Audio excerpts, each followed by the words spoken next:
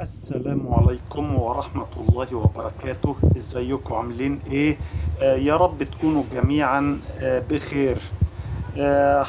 حضراتكم النهاردة برد على فيديو لأستاذنا محمود سعيد اتكلم فيه عن حقيقة الغلاء في أمريكا. وطبعا هو فيديو مكرر من نوعه، ان هو يروح لدكان. الدكان ده من ارخص الدكاكين في امريكا، موجود في مكان بعيد. هتحرق له بنزين عشان توصل له بالشيء الفلاني، عشان يثبت لكم ان هو تكلفة المعيشة في امريكا رخيصة. طيب، وكعادته بيتهرب من اهم شيء. هو في الفيديو بتاع حقيقة الغلاء في امريكا لا اتكلم عن الايجار بكام، ولا اتكلم عن الفواتير بكام، ولا اتكلم عن تكلفة العربية اللي هو بيروح بيها اصلا لهذا الدكان كام، من تأمين على السيارة، من بنزين، من صيانة الى اخره. كل ده طبعا كل الحاجات دي ما تعرض لهاش، لا ايجار ولا فواتير ولا مصاريف عربية. كل ده بعد عنه وتحاشاه تماما، لانه هو عارف ان اغلب مصاريف المعيشة جاية من الحاجات دي، فبيركز على الاكل اللي بيتباع في الدكاكين الرخيصة. وطبعا هو حرص انه يبعد برضه حتى في الاكل عن الاكلات الغالية، زي اللحمة. وطبعا كل الاكل اللي جابه حاجات ارخص، خضروات، فواكه، لكن بعد عن ايه، عن اللحمة، عن اللحوم الحمراء، لانه عارف انها غالية. حتى السيمون اللي هو الحاجة الوحيدة اللي بفلوس، ايوه، اكتر من المتوسط في امريكا، ما تكفيش الاسرة ل10 ايام زي ما ادعى.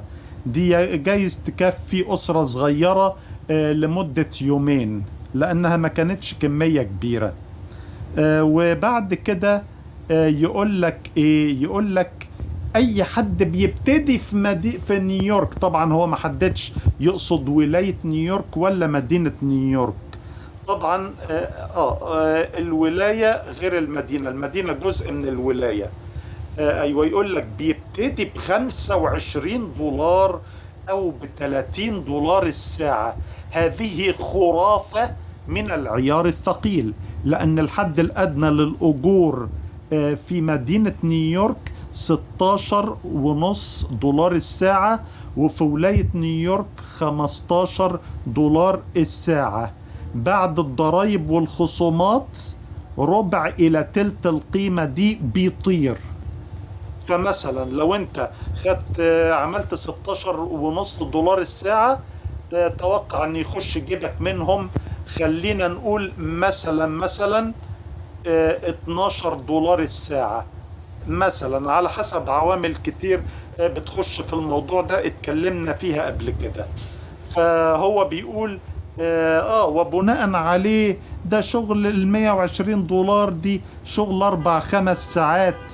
وطبعا يخدع المشاهد ليه ويدلس عليه ليه؟ عشان السبب جالك في اخر الفيديو، عشان يقنعك انك لازم تفضل تجري ورا انك انت تقدم لامريكا.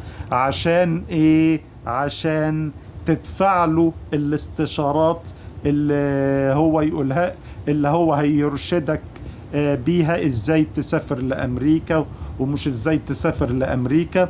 وطبعا ايوه، هو بيجريك ورا الحلم ده عشان يخدم البيزنس بتاعه اللي هو بيع الاستشارات. ما بقولش ان ده حرام ولا عيب انه يبيع استشارات، لكن الحرام والعيب انه يدلس على المشاهد بمعلومات كاذبة عشان خاطر ايه، عشان خاطر يخدم الاجندة بتاعته. هو ده اللي حرام وعيب. طبعا بأكد كمان مرة ان الفلوس كتير منها بيروح ضرائب، ايجار، فواتير، مصاريف عربية. لو بنتكلم عن اكل، طبعا في اللي هي اللحوم بتبقى الحاجات الغالية. كل دي حاجات طبعا اليوتيوبرز بيتحاشوها عشان يخدموا الأجندة بتاعتهم، واتكلمت عن الموضوع ده قبل كده. في النهاية بنشاطر الأحزان مع أسر الضحايا المذبحة اللي حصلت في مدينة مينابوليس ولاية مينيسوتا منذ أيام. حصل ضرب نار في إحدى المدارس، سقط ضحيته 20 قتيل، ما بين 20 ضحية، ما بين قتيل ومصاب. فطبعا نسأل الله العلي القدير إن هو يعجل بشفاء المصابين وأن يصبر أهالي الضحايا. اللهم آمين. ويا رب انشر الأمن والأمان والسلام في العالم كله. اللهم آمين.